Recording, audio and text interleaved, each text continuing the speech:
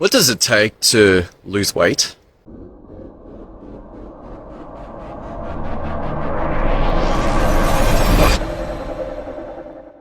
This was just posted up in GP Down Under that one of the doctors there had a bunch of 30 to 50-year-old patients that were apparently gaining weight. No apparent reason, couldn't find a cause.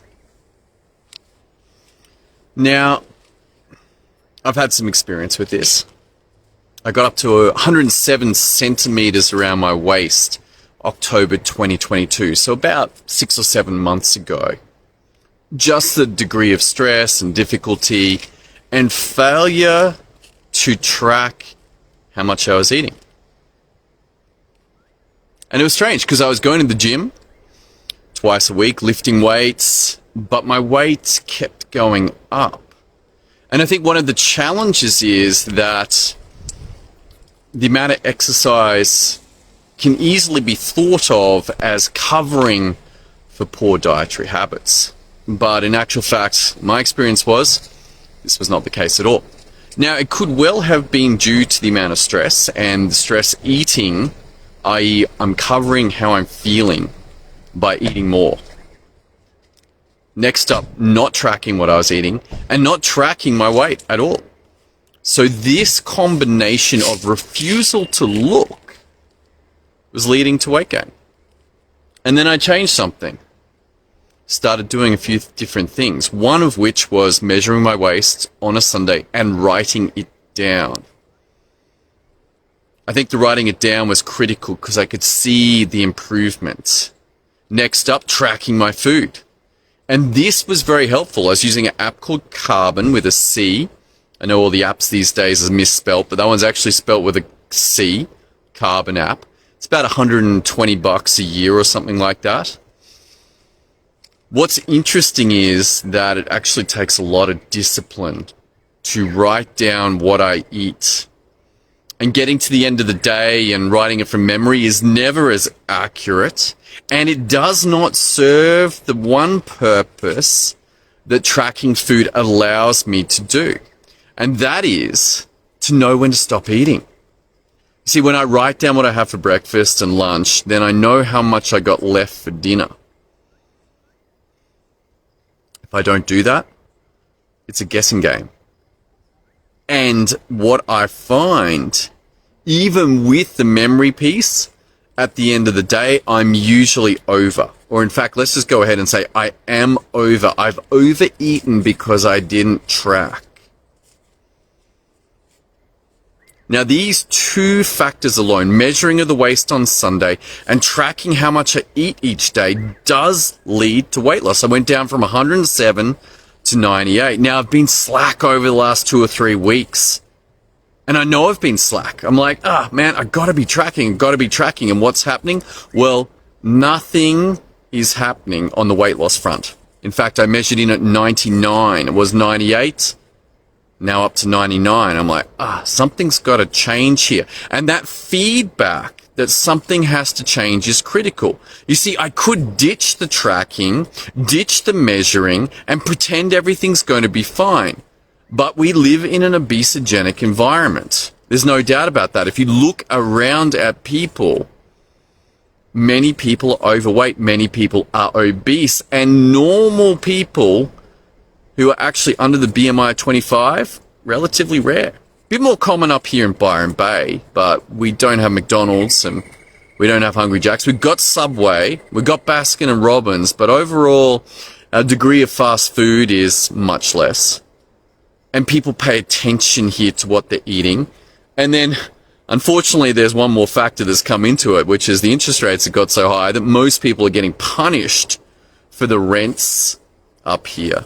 $650 a week, $850 a week, for not very good housing. Good housing up here, you're looking $1,500 to $2,500 a week. Now, at those levels, people have enough money to pay for food. There's no doubt about that. But most likely, they also have enough money to be aware that there's a consequence for not paying attention to their body. And this opens up for a powerful conversation, which is, what is the importance of our bodies? And I'd have you consider that it's very difficult to do anything in this world without our bodies.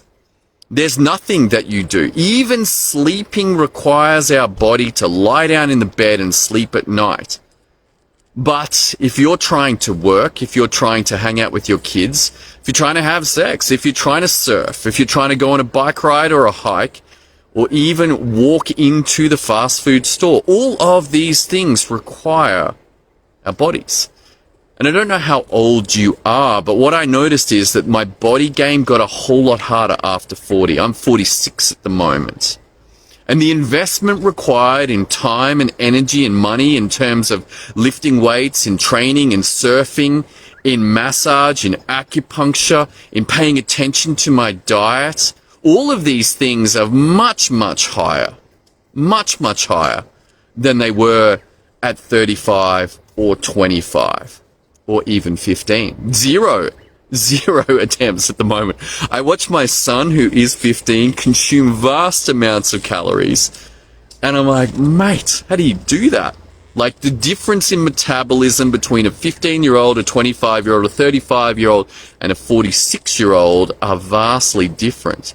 But I know now just that it is worthwhile. That I look at the patients who are 55, 65, 75 and see how difficult it is for them to catch up or recover their health when they have failed to look after their health over the years. And this is a conversation that we should be having with all of our patients, even those that are under 40. I'm like, hey, how you come into 40 will make a massive difference for your life for the next 40 to 50 years. If you make it to 90 as a man, or if you make it to 100 as a woman, guess what? How you come into 40 will make a difference. And you should be considering the investments that you make are critical. How much you can do, how much you wake up and enjoy your life, how far you can walk, how much breathing has to be done in order to walk 100 meters. And so suddenly the conversation around smoking, around obesity, around the quality of food, about the investments into their body, into your body, into my body, actually make a massive difference to our long-term enjoyment of our lives. It gets hard. You've seen this in your patients. And that is where an investment mindset is actually critical. That we can speak to our patients and say, hey, guess what? If you do not change, if you do not make an adjustment to where you are going, I want to let you know that you are facing a world of difficulties that is avoidable right now if you will change your habits, how you train, how you exercise, how much care you look after yourself with stretching, with massage, all of these conversations, let alone the conversations around medications and looking after their health. And it's easy on the day to forget about these things and say, hey, you know what? I'm not going to do that today. Why? Because there's no consequence, or there's very, very small consequence for one day's activities.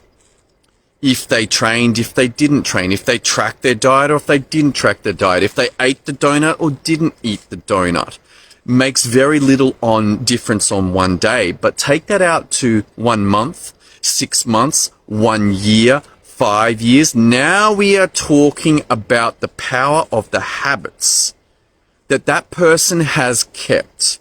Whether they were good or whether they were bad, they will create results for that human being. And if they don't like their results, guess what they've got to do? They've got to change their habits. If you want some help with this, either for yourself or for conversations with your patients, head over to GraduateMedicine.com. Check out the Clinical Certainty Program. That's all I got for you. I got my son getting out of the water shortly. He's been surfing 3 times today. Surfed this morning, the pass, surfed Broken Head with school, and now finishing up at the pass. I got my other son over at basketball later on, so I'm looking forward to watching that. Thanks for tuning in. Look forward to seeing you on another live very soon.